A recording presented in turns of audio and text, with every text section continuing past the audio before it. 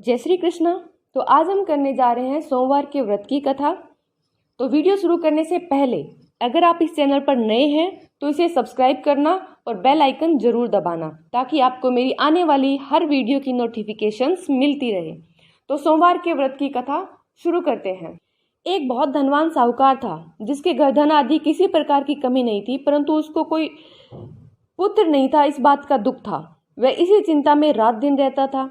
वह पुत्र की कामना के लिए सोमवार को शिव जी का व्रत और पूजन किया करता था। सायंकाल को शिव मंदिर में जाकर के शिव जी के श्री विग्रह के सामने दीपक जलाया करता था। उसके इस भक्ति भाव को देखकर एक समय श्री पार्वती जी ने शिव जी महाराज से कहा, महाराज, यह साहूकार आपका अनन्य भक्त है, सदैव आपका व्रत और पूजन बड़ी श्रद्धा से करता है, इसकी मनोकामना पूर्ण करनी चाहिए। शिव जी ने कहा, हे पार्वती, यह संसार कर्म क्षेत्र है। जैसे किसान खेत में बीज बोता है वैसा ही फल काटता है, उसी तरह संसार में जैसा कर्म करते हैं वैसा ही फल भोगते हैं। पार्वती जी ने अत्यंत आग्रह से कहा, महाराज, जब ये आपका अनन्य भक्त है, इसको यदि किसी प्रकार का दुख है तो उसको अवश्य दूर करना चाहिए, क्योंकि आप सदैव अपने भक्तों पर दयालु होते हैं और उनके दुखों को दूर करते हैं। यदि आप ऐसा नहीं करेंगे तो मनुष्य आपकी सेवा और व्रत क्यों करेंगे। पार्वती जी का ऐसा आग्रह देख शिव जी महाराज बोले, हे पार्वती, इसके कोई पुत्र नहीं है, इसी चिंता में यह अति दुखी रहता है। इसके भाग्य में पुत्र न होने पर भी मैं इसको पुत्र की प्राप्ति का वर देता हूँ, परंतु यह पुत्र केवल 12 वर्ष तक जीवित रहेगा। इसके पश्चात वह मृत्यु को प्राप्त हो जाएगा। इससे अधिक मैं और कुछ इसके लिए नहीं कर सकता। ये सब बातें साहूकार सुन रहा था, इससे उसको ना तो कुछ प्रसन्नता हुई ना कुछ दुख हुआ। वह पहले के जैसे ही शिवजी महाराज का व्रत पूजन करता रहा। कुछ समय व्यतीत हो जाने पर साहूकार की स्त्री गर्भवती हुई। 10वें महीने उसके गर्भ से अति सुंदर पुत्र की प्राप्ति हुई। साहूकार के घर में बहुत खुशी मनाई गई, परंतु साहूकार ने उसकी केवल 12 वर्ष की आयु का जान अधिक प्रसन्नता प्रकट नहीं की, न ही किसी को भेद ही बताया। जब वह बालक 11 वर्ष का हो गया तो उस बालक की माता ने उसके पिता विवाह आदि के लिए कहा, तो वह साहूकार कहने लगा, अभी मैं इसका विवाह नहीं करूंगा, अपने पुत्र को काशी जी पढ़ने के लिए भेजूंगा। फिर साहूकार ने अपने साले बालक के मामा को बुला उसको बहुत सा धन देकर कहा, तुम इस बालक को काशी जी पढ़ने के लिए ले जाओ। रास्ते में जिस स्थान पर भी जाओ यज्ञ करते और ब्राह्मणों को भोजन कराते जाओ। वह दोनों मामा भांजे यज्ञ करते और ब्राह्मणों को भोजन कराते जा रहे थे। रास्ते में उनको एक शहर पड़ा। उस शहर में राजा की कन्या का विवाह था और दूसरे राजा का लड़का जो विवाह कराने के लिए बारात लेकर आया था वह एक आंख से काना था।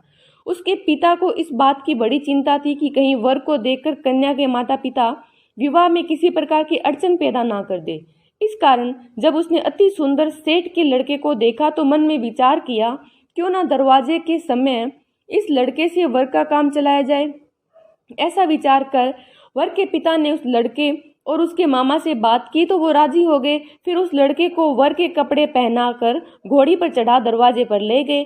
सब कार्य प्रसन्नता से पूर्ण हो गया। फिर वह वर के पिता ने सोचा कि यदि विवाह कार्य भी इसी लड़के से करा लिया जाए तो क्या बुराई है। ऐसा विचार कर लड़के और उसके मामा से कहा, यदि आप फेरों का और कन्यादान के काम को भी करा दे तो आपकी बड़ी कृपा होगी, मैं इसके बदले आपको बहुत धन दूंगा। उन्होंने स्वीकार कर लिया और विवाह कार्य भी बहुत अच्छी तरह से संपन्न हो गया।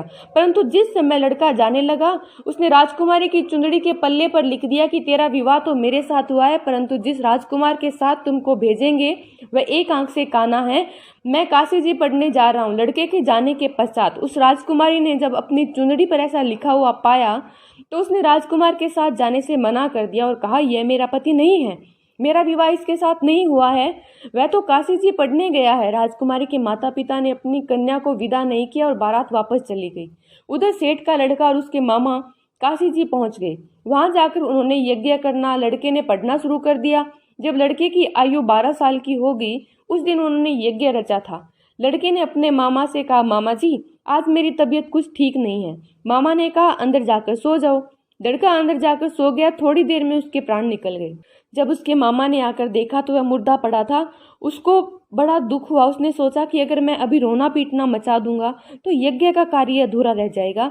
अतः उसने जल्दी से यज्ञ का कार्य समाप्त कर ब्राह्मणों के जाने के बाद रोना पीटना आरंभ कर दिया। संयोगवश उसी समय शिव पार्वती जी उधर से जा रहे थे। जब उन्होंने जोर जोर से रोने की आवाज़ सुनी तो पार्वती कहने लगी, महाराज कोई दुखिया रो रहा है, इसके कष्ट को दूर कीजिए। जब शिव पार्वती पास आए तो उन्होंने देखा कि वहाँ एक लड़का मुर्दा पड़ा था। पार्वती जी कहने लगी, महाराज यह तो उसी सेठ का लड़का है जो आपके वरदान से हुआ था। शिव जी कहने लगे, हे पार्वती इसकी आयु इतनी थी सो यह भोग चुका। तब पार्वती ने कहा, हे महाराज इस बालक को और आयु दो, नहीं तो इसके माता पिता तड़प तड़प के मर जाएंगे। पार्वती जी आपका पुत्र आ गया है। तो उनको विश्वास नहीं आया। तब उसके मामा ने शपथ पूर्वक कहा कि आपका पुत्र अपनी स्त्री के साथ बहुत सारा धन साथ लेकर आया है। तो सेठ ने आनंद के साथ उसका स्वागत किया, बड़ी प्रसन्नता के साथ वो रहने लगे। इसी प्रकार से जो कोई भी सोमवार के व्रत को धारण करता है अथवा इस कथा को पढ़ता या सुनता है उसकी समस्त मनोकामनाएं पूर्ण होती है। जय श्री शंकर। अगर आपको वीडियो पसंद आई हो तो इसे लाइक और शेयर जरूर कीजिएगा। जय श्री कृष्णा, जय भोलेनाथ। जय श्री